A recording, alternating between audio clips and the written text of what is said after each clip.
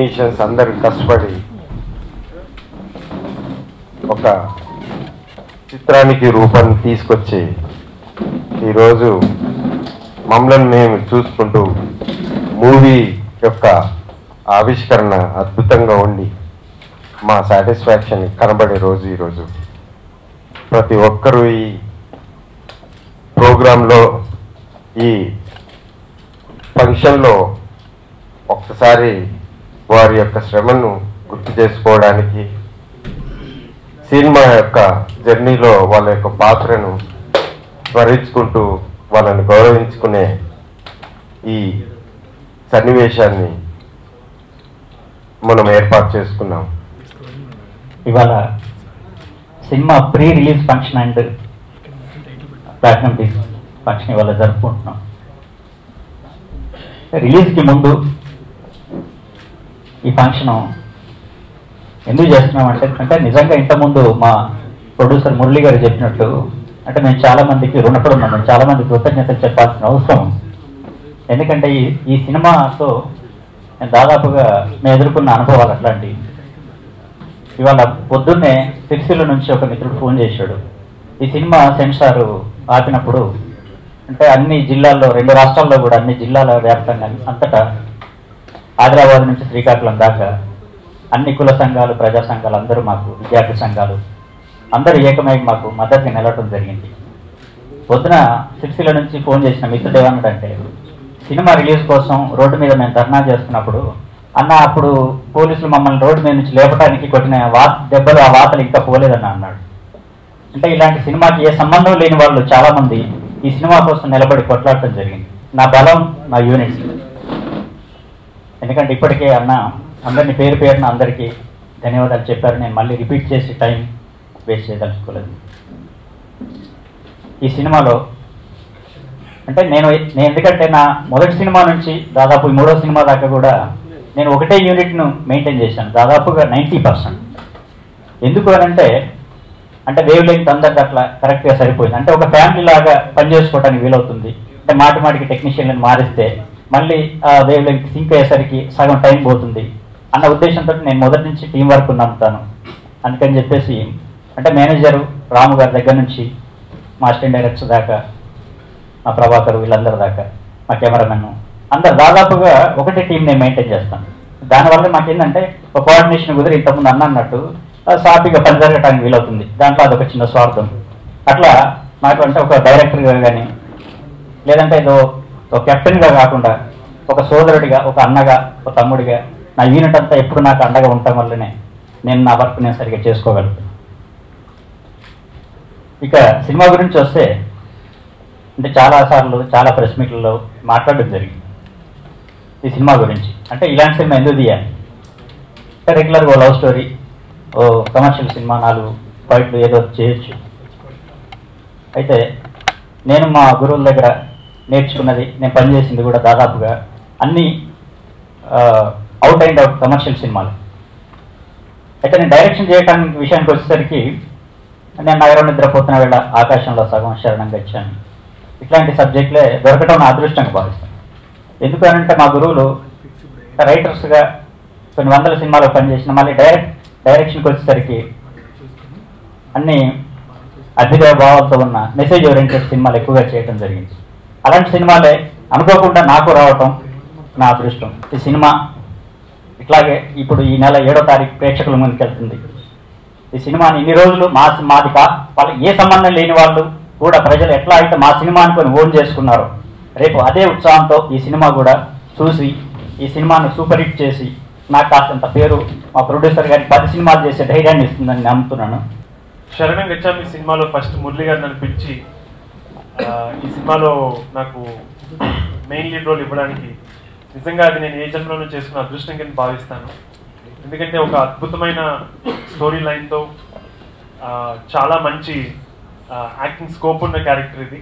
నేను చాలా ఎంజాయ్ చేస్తూ చేశాను ఈ క్యారెక్టర్. అండ్ ఇందులో నన్ను ఏ విధంగా చూపించాలో ప్రేమరాజ్ గారు అలానే చూపించారు. చాలా హ్యాపీగా ఉన్నాను. అండ్ పరచురి గారు మాకు చాలా హెల్ప్ చేశారు. ఆయన డైలాగ్స్, ఆయనతో ఒక క్యారెక్టర్ చేయడం కూడా నాకు చాలా హ్యాపీగా ఉంది. అండ్ సుత్తాలుగా అశోక్ తేజ్ గారు మాకు రాసిన అంబేద్కర్ సాంగ్ అది ఎంత ఫేమస్ అవుతుందో ప్రతి ఒక్కరు చెప్తారు. అది ఆ సినిమాలో ఆ సాంగ్లో అంబేద్కర్ గారితో పాటు నేను స్క్రీన్ షేర్ చేసుకోవడం అది నా అదృష్టం కింద భావిస్తాను. అండ్ కెమెరామెన్ కళ్యాణ్ సామన్న నన్ను చాలా అందంగా చూపించాడు. రవి కళ్యాణ్ అద్భుతమైన మ్యూజిక్ ఇచ్చారు, రవి కళ్యాణ్ గారు కూడా. అండ్ నా టీం మొత్తానికి కోఆర్డినేటర్ ప్రభాకర్ గారితో సహా అందరికీ నేను నా కృతజ్ఞతలు తెలుపుకుంటున్నాను. ఈ సినిమా సెన్సార్ రిజెక్ట్ అయిన మళ్ళీ సెన్సార్ వచ్చి ఫైట్ చేసిన ప్రతి ఒక్కరికి నేను చాలా థ్యాంక్స్ చెప్పుకుంటున్నాను. ఎందుకంటే మీరు ఈ ఫైట్ లేకపోతే ఈ స్ట్రగుల్ లేకపోతే మాకు ఇంత త్వరగా వచ్చేది కాదు.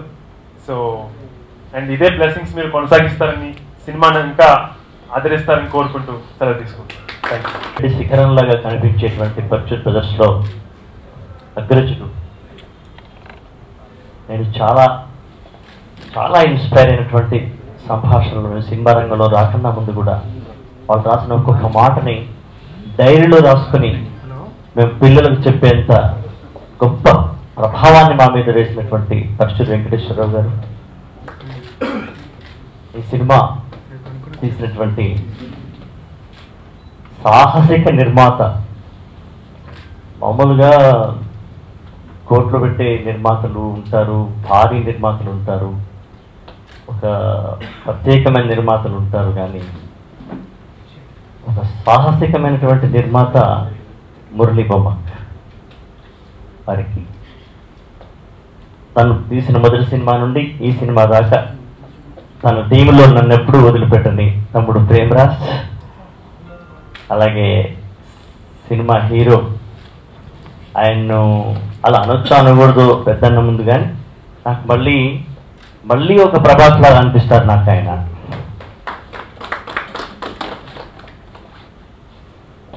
ఎదురుగా ఉన్నటువంటి ప్రెస్ అండ్ మీడియా మిత్రులు మరియు ఈ సినిమాలో పనిచేసినటువంటి యాక్టర్స్, సాంకేతిక నిపుణులు, ఇంకా ఎక్కువగా నన్ను పిలిపించింది మాత్రం మురళి. ప్రేమరాజు చేస్తున్నాడని చెప్పింది కూడా మురళి, అంతే కదా మరి. మురళి గారు నన్ను పిలిపించి ప్రేమరాజు డైరెక్టరు ఇక్కడ ఈ కథ ఇది అని చెప్పినప్పుడు, ఆయన కథ చెప్పినప్పుడు నాకు కొంచెం చెమటలు వచ్చేసాయి. ఈ సినిమాకు నేను రాయడం కరెక్టేనా భయపడిపోయాను. తను చెప్పింది ఒక 2-3 అవర్స్ చెప్పాడు. అసలు ఇది సినిమాగా ఎలా ఏంటో నాకంత గందరగోళంగా వేసి భయం వేసింది. నేను మళ్ళొకసారి అన్నాను, మురళి గారు ఇది ఫస్ట్ టైం సినిమా కదా, మరి ఇది అవసరమా, ఈ సినిమా అవసరమా, ఇంత ఇంపార్టెంట్ సబ్జెక్ట్ తీసుకొని చేయడం ఈ రోజులలో అవసరమేనా బాబు అని నేను చెప్పాను. మేము ఇంతో నేను కూడా కొంచెం 20 ఏళ్ళు అయిపోయింది కాబట్టి. అయితే మురళి అన్న మాట నాకు జ్ఞాపకం ఉంది బాగా. అన్నా నేను ఇవాళ ఒక సినిమా తీసే పరిస్థితిలో నేను ఉన్నానంటే దానికి కారణం అంబేద్కర్ రాసినటువంటి రాజ్యాంగం.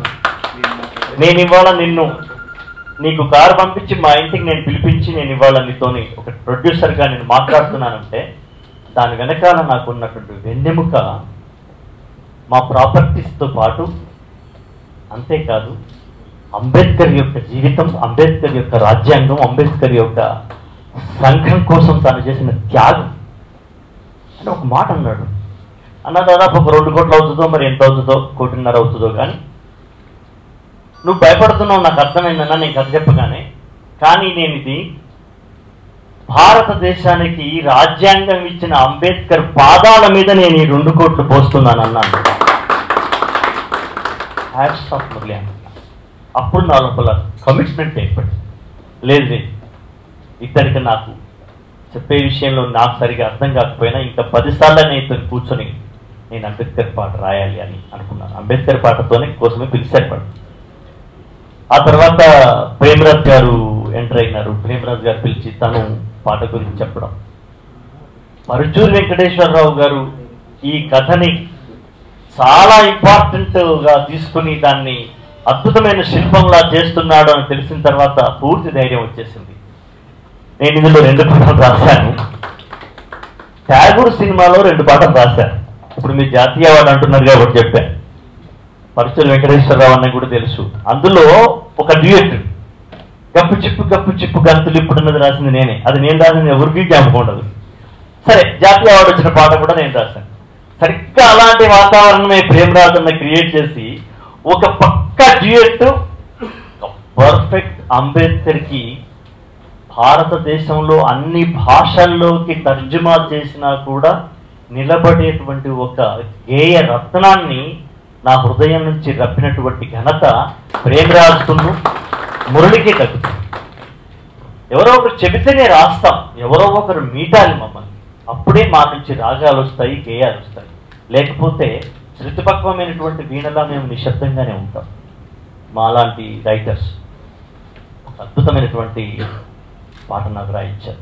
దానికి అవార్డు వస్తుందా, రాసేటప్పుడు అవార్డు వస్తుందని ఆనాడు ఠాగూర్కు అనుకోలేదు, ఈరోజు దీనికి అనుకోలేదు. వాళ్ళ యొక్క ప్రేమ అభిమానంతో అలా చెప్పడం, మనం చప్పట్లు కొట్టడం అది ఆనందాన్ని విషయం.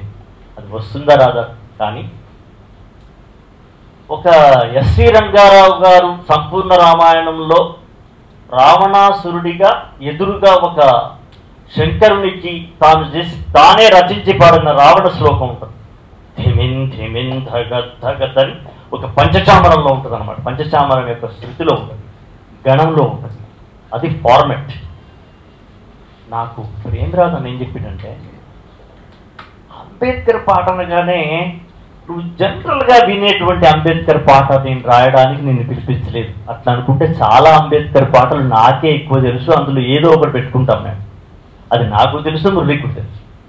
అలాంటిది కాకుండా ఒక అద్భుతమైన ఒక సంస్కృత పదాలు ఉండని, అది అందులో కొన్ని పదాలు అర్థం కాకున్నా సరే, కానీ అది చదువుతుంటే ఒక శంకర స్తోత్రం చదువుతుంటే ఎలా ఉంటుందో, ఒక కాళికాదేవి స్తోత్రం చదువుతుంటే ఎలా ఉంటుందో, ఒక దండకం చదువుతుంటే ఎలా ఉంటుందో, అంతటి ఒక బాయిలింగ్, బ్లడ్ బాయిలింగ్ అయ్యేటట్టుగా రాయి అని నేను ఎప్పుడో బిఏ చదువుకున్నప్పుడు, ఎంఏ చదువుకున్నప్పుడు నా భాషా పరిజ్ఞాన్ని మర్చిపోయి 23 ఏళ్ళైంది.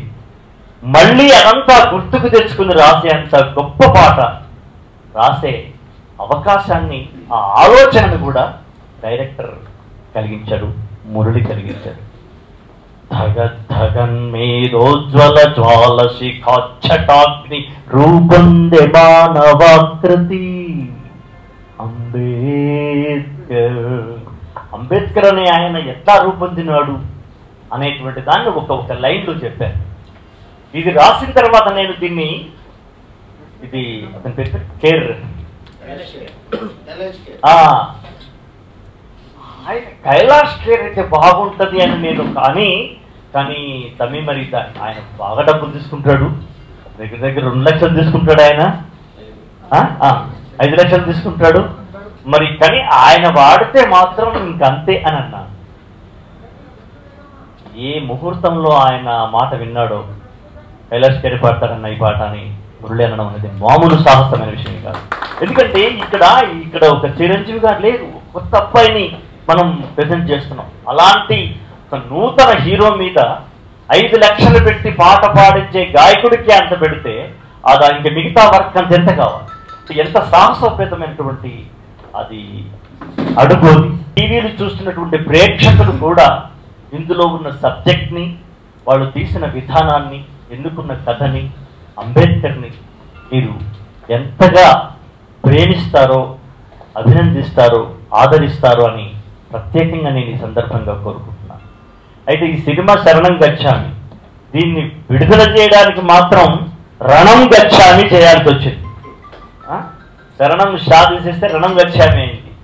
మామూలుగా ఫస్ట్ మొత్తం సినిమానే ఆపేశారు కదా, ఆపేశారు. కానీ తర్వాత ఎన్ని లాఠీ చార్జీలు, ఎంత గొడవ ఏంటి, ఇవన్నీ అయిన తర్వాత, ఇంత రణం అయిన తర్వాత ఇప్పుడు శరణం గచ్చామి బయటికి వస్తుంది.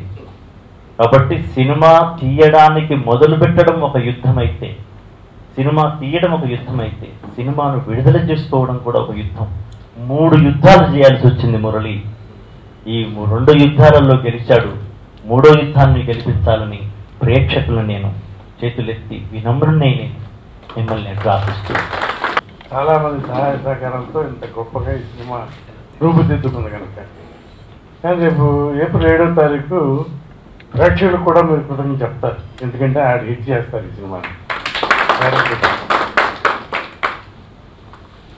ఈ సినిమా యాక్చువల్గా మేము 1982లో ఓ పక్కన ముందడుగు, ఖైదీ అట్లాంటి సినిమాలు రాస్తా లోపల ఉన్న మా ఇందాక మా శిష్యుడు బ్రాండ్రావు చెప్పాడు, మేము డైరెక్షన్ సినిమాలు చేసినవి అలాంటివి. ఇది కట్నం సమస్య, నిరుద్యోగం సమస్య, ఇలాంటి ప్రాబ్లమ్స్ మీద డైరెక్ట్ చేసేవాడు.